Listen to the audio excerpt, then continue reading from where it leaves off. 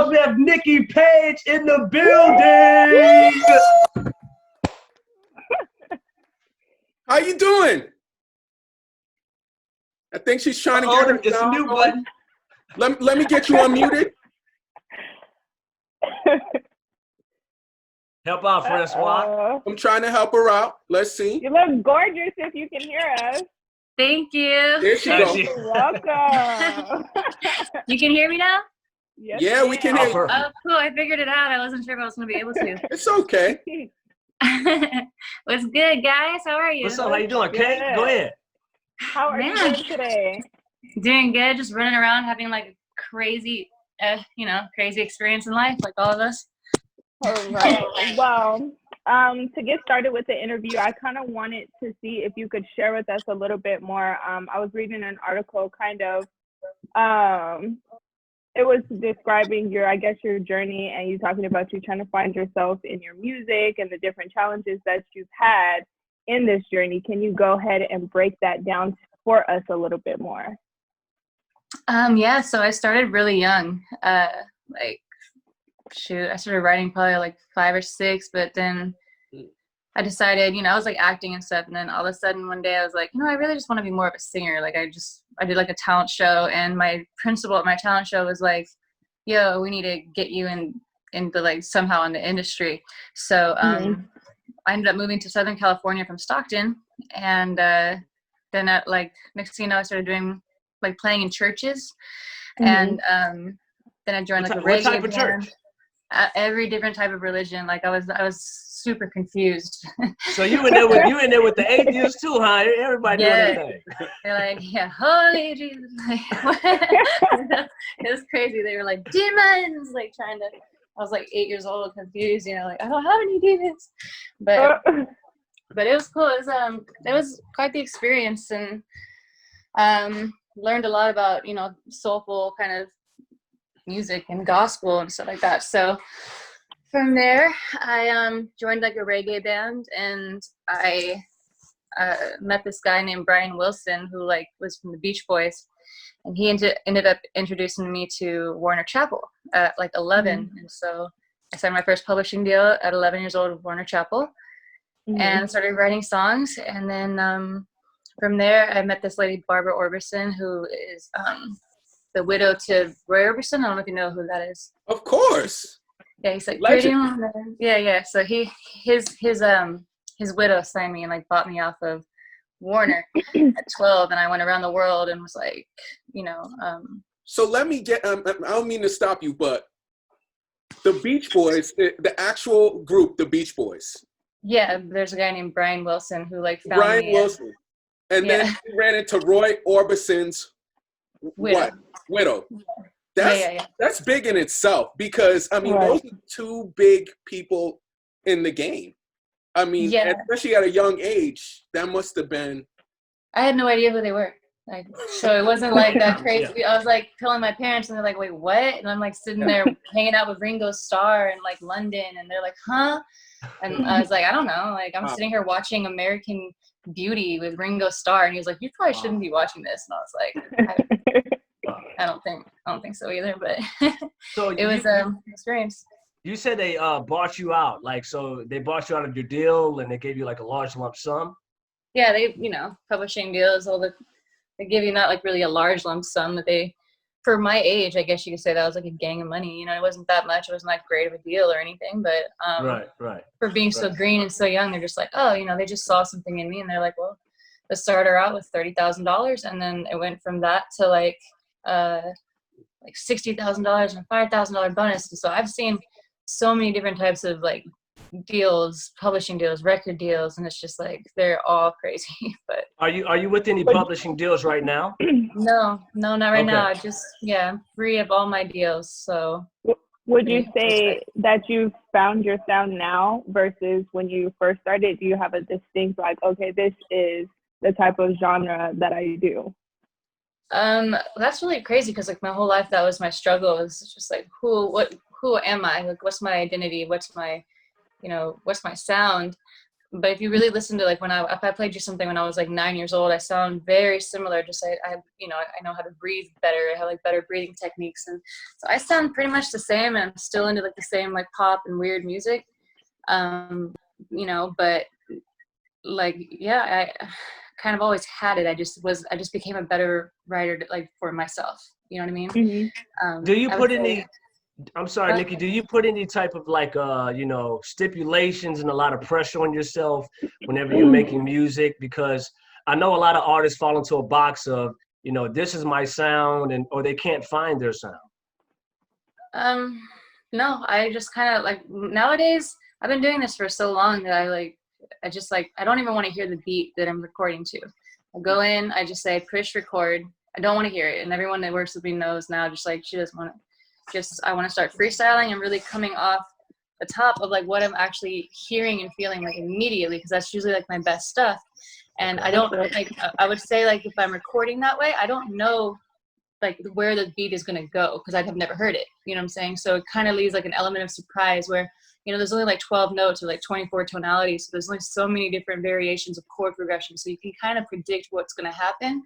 So it's to not know what's going to happen in the song and come up with, it forces me to kind of like write something new that I wouldn't just like pull out of like my bag of tricks. You know what I mean? So it's kind of my new thing right now. When you broke away from the deals that you were signed to, how did you feel? And was there ever a moment where you're like, okay, maybe I should kind of rethink this and stay with a label versus being completely independent? Did you hesitate with that decision, or was it like the done deal? I'm ready for it, and I'm glad that I made this decision. I mean, to be honest with you, every time I have gotten a deal, like a lot of people say like, oh, labels suck and all that stuff. And they can, and they do. They are very useful and helpful if you have like a solid team of people and we all have the same idea. But the thing is, a lot of artists end up feeling like they're giving too much of themselves away, but then they don't really, but then they want it so badly. They want the help so bad, but they're not willing to share what actually comes, So I had to learn that, like, okay, well, if I'm going to be in a deal, I'm definitely sharing like what I'm, making. And I'm cool with that. Sometimes I have a problem if somebody's trying to run my creativity, and a lot of times if they're spending money on your project, they're going to want to have an input on that, and that was something that I really couldn't do. So I figured I would kind of step away from that until I kind of made my own identity for myself and kind of made it clear who I was, built it up to a certain point, and that's what like I really want to do is just keep continuing to build it till it's worth something that like a real major label would come in with like a major push, But at the end of the day, like, you can never really have any expectations with this. Like that's like the the worst way to go about it. Like you want to fail, you want to kill yourself, like all these things, So you just want to do it for the actual love of it and hope that you get that kind of attention that somebody would want to sign you, and go follow that process, ride that wave, and learn as much as you can because it is a business, Exactly. So let me ask you this: what inspired you to release Colorblind? Because it's such a powerful video and the message in the song. I mean, it's like it's undeniable when you watch it. You just can't look away. Okay, that song, I almost shot you myself. Getting real comfortable. Sorry, that's freaking record. That's awesome. No, listen, dude. Okay, so I first had that song, like the melody. I told you, like I freestyled through the melody and everything, like 6 months ago or so, right? And I kept listening to the song. I was trying to figure out, like, what am I going to release? Like, I really want to release something. I haven't in a while, and just want to release something by myself, just see how this goes, like the independent route, no label, nobody. And so I kept hearing that record, and I was like, what if I put, and then this was during like after like George Floyd had just passed, and I was like, what if I wrote a song about that? Like, would that be crazy? It was like literally the next day I'm writing, and everyone was like, that's too much to like fit into a lyric, And I was just like, but I think I could do it. I just have to do it in a way that's not cheesy, but that's not, I have to be. It's a sensitive subject, but I feel like it's something that should be said, And so I go there. I spend some time writing it. I go the next day to go recut the record. And I get there and they film it while I'm recording it. So it was a one-time take. They filmed it with a couple different angles of the camera. And everyone was just like super stoked. The next day. You filmed the video the same day you recorded the song? the first version of it. So remember, this is right after George Floyd, like all the protests. It's like everything was just happening. You know what I mean? We were really like all thrown back like this. You know, it was just insane and very sad. And I was really emotional through everything as well with, you know, everything going on in the song and COVID. It was just like a whole like train wreck. But I really felt like I had to strongly put this out. So then that day, the guy comes and he's filming me, and then the producer says, well, we can't clear the beat. The beat's been sold to Justin Bieber. And I was like, like I could call one of my friends and see if that's true. And they're like, no, don't call. And like, it was just like this whole runaround mess thing. So long story short, I had to sit there and wait, and I had to find another producer to redo the song and redo the video. So I re-recorded the song 7 times. And I really wanted to do it all in one take because I'm stubborn and annoying. So I wanted it to be just like as satisfying and, you know, emotional as that one was. And some people were trying, like, it was good, but it was like so fake and auto-tuned and robotic, and it was just, you know, I was just really upset, like really. So that song, once I finally did it with this guy named Chris, he redid it, played all the instrumentation, and my friend Chris and Abner, who was the other videographer, came and we shot that video. Finally, once it was done, I never even had the song mixed or anything. I was just really just wanting to get it out. So I just dropped it. I didn't even tell anybody. I just put it out, you know. And I mean, it's got like 28,000 views in a week. I mean, people are really, you know, digging it a lot. I mean, congratulations to that. I mean, your hard work is definitely paying off. Yeah, no, I'm gonna start trying. Like you know, it happened really organically, and I have a really good support system of friends and stuff like that. So people were like reposting, and I was just like, wow, this is, you know, really special. It made me feel really cool, because normally it would be like me like knocking on someone's door and be like, can you play my record? Like, listen to my song, listen to my mixtape. And they're like, you know, but it's just a different feeling, man. Francis? Wonderful. I noticed in the video, Nikki, you're holding a glass cross as a microphone. How did that idea come about?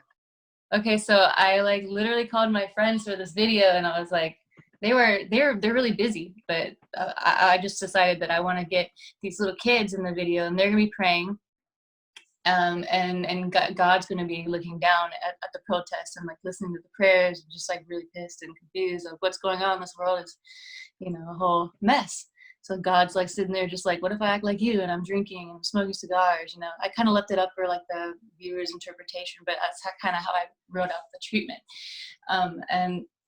The glass was just, I had a bunch of different props around my house, like really like cool old stuff that like just sitting in my room. So I've had that cross sitting in front of my bed for years.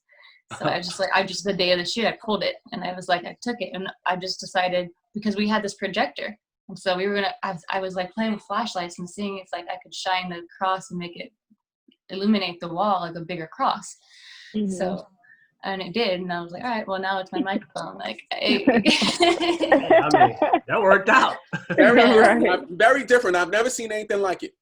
I mean, it was a little bit of Madonna-ish, just like a prayer, you know, and so a little bit, you know, not the Black Jesus crying down, not that far, but I did see some resemblance of that as well. But I did want to ask you, are you familiar with the artist Bjork? No, but people tell me about her all the time, and I know, didn't she go crazy or pass away or something? No, she did go crazy a long time ago. Francis is laughing. At the airport, somebody welcomed her to another country, and then she just started snapping and beating her up. And heck yeah! Ooh. Yeah, So heck yeah, that's up. So, but anyway, you do sound a lot like Bjork in some of your melodies, especially when you go from high to low. And I was like, that's just very unique how you almost cut off the range and just bring in a different type of octave. So that's the reason why I asked about Bjork. Man, no, I literally just, I'm kind of a nerd, and I would study weird sounds, not so much music. And I would like, you know, and I would like as a kid. And then I started playing with like trying to go in between like chest voice and head voice. And then like when I did that record, I was just, the first one, I was just going off like, hey, like doing all these weird things I wouldn't normally do. And when I stopped, when I finished the record, the beat had actually originally ended way before this, and I just kept going. And I stopped, and everyone looked at me like, what the heck was that? Like, you just like got mad at the microphone or something. And I was doing like weird things like that, you know, wouldn't normally be accepted in like the singer world, I guess. I wasn't really caring if it was on or off, you know, I just went for it. So the second time around, I actually perfected those little intricate weird things I was doing, but that was making me insane. Is there anybody in the industry that you haven't worked with yet that you would like to work with? Yeah, I would love to work with Sia, The Weeknd, Billie Eilish, you know, Dr. Dre, any of these, you know, any legend. I mean, anybody. I definitely see Sia. I definitely see Dr. Dre. I could see those two things. Now, it's funny you mentioned that, because what are some of your favorite collaborations that you've been a part of so far? Probably this one for Colorblind, honestly. It was really like very, it was really just testing me, and I survived through it because I really wanted to get it out. So I've never actually had a record that was fighting me so bad to just put it out, you know what I mean? I literally just said, screw it, I'm just gonna do it. And so that was cool, really kind of helped me grow and just learn that I can do something if I want to do something and figure it out, you know? Next one would be probably, man, I got some crazy one. Dark Child was a good one. Yeah, I've had, I don't know, it's kind of like a name dropping situation, you know what I'm saying? It's kind of, I've worked with some. How many songs are you sitting on right now, you know, just in your catalog waiting to be sent out? Because, you know, listen to your, you know, your discography. It's not like a lot of albums out there, but you do have a few singles. So are you kind of like savoring to put out a big project, or you still want to put out singles? What's Nikki Paige's method to her madness? You tell me, man. I have like 7,000 songs, and I just 7K. Yeah, I stopped counting after 7,000 songs. Jesus. I really did. I've always just been very overprotective, I guess you can say, of my work, and I would criticize it like crazy, and I wouldn't drop it, which was, then I'd be sitting back and wondering like, why isn't anything happening? Like, you know, well, you kind of have to release stuff for people to know who you are. You need an album. Exactly. Yeah, we need you to drop a few singles this year, because starting off with, you know, your last one, Colorblind, we gotta hear more of Nikki Paige for sure. Thank you so much. I agree. Yeah. I agree. Yeah, you can't come and leave, you know, like I'll Be Sure. You got to stay here for a while. Yeah. Really? I mean, but what would you guys recommend? That's the only name that came up. I'll Be Sure. I'm sorry. We heard it from Luminary Sounds. We want an album.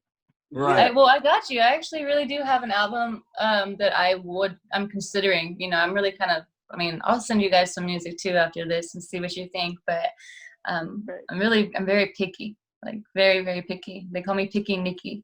Like Picky Nikki. Yeah. I like that. Picky Nikki. Yeah. That's a good name. Yeah. Yeah. But sure. Definitely. We want to thank you for, you know, joining us today on Luminary Sounds. But hold on, Francois. I can't go yet because I have a question. I know we got a little bit of time left. I know. Okay. What's the relationship status for Nikki Paige right now? Because that's something Kay will want to ask it. What's the relationship status? And does it hold you back? Does it hold you back from putting out music? What do you mean, my relationship status? Yeah, because some people are in such a relationship that, you know, the gift that they have, they kind of suppress it and they don't put it out like that. Oh yeah, no, that's definitely. So my relationship with it is, he's kind of my bitch. It's kind of yeah. It's like, you were mine and I'm not gonna let you go until I'm ready for you to go. And it's also like, I'm just overprotective. I'm like seriously overprotective of my music, you know, and it's really something personal to me. So like I'm ready to put stuff out. I'm ready to let him go. He's fine, but it's just, you know, it's just been hard. Ready to let him go? Yeah, it's like, right. A lot of my songs are actually really about my relationship with my music career, and people don't know that. They think it's a love song. It's actually me cursing out my music career. Ah, that's interesting. Okay. Yeah. All right. That's been y'all need to get a prenup. Yeah, we do need a prenup. What the heck? This is going on here. Yeah. No, but go ahead, Francois. I had to ask that. I'm sorry, bro. No, that's fine. Kay, you got any other questions? I barely got to talk to you. What's that? That was the main question. That was the main question. Relationship status. Relationship status. But no, Nikki. I just want to say, thank you for coming out tonight. And I know you had some things that were going on that got you a little tied up. But you're always a friend of the family. Thank you for joining us tonight on Luminary Sounds. When you have new music, please have Will or yourself send it to me. I don't know if you're on Instagram or YouTube. Definitely check us out at Luminary Sounds on YouTube and follow Junior Leto, myself, Kay Don't Play on Instagram. And we definitely want to keep our friendship going with you because we see a lot of great things for you in the future. Thank you. Yeah, I will send you. I have 3 records in the works. Keep out an eye for it's Man on the Moon, Up to Here. And then the third one, I'm still debating about if I'm going to give that to you guys yet. But come on, give it to us. Come on, just throw it in there. Okay? It's a bonus record. It's coming for you. Don't worry. But I'm really excited about it. I mean, this is a different me. I'm really going to put stuff out. So I'm sorry that I haven't. But that's good. That's good. Do you have any questions for us before we close out? No, just hopefully I get to continue talking to you guys. Maybe let's link on Instagram and Perfect. Nikki Paige in a Rage. Here we are. Perfect. Thanks, Nikki. It's been a pleasure to have you here. And like Francois said, anytime you have new music, just DM us and let us know. We'll put it on our story. We do get a lot of verified accounts that are looking, so you just never know who's checking stuff out. So everything helps, honestly. So I appreciate it. I appreciate everything you're doing right now. So thank you. You're welcome. You guys have a good night, okay? Thank you. Tuning out. Luminary Sounds. Peace out. Peace out. How do I turn it off? Oh. I think you hit leave. Yeah, she's gone. All right, good job, guys.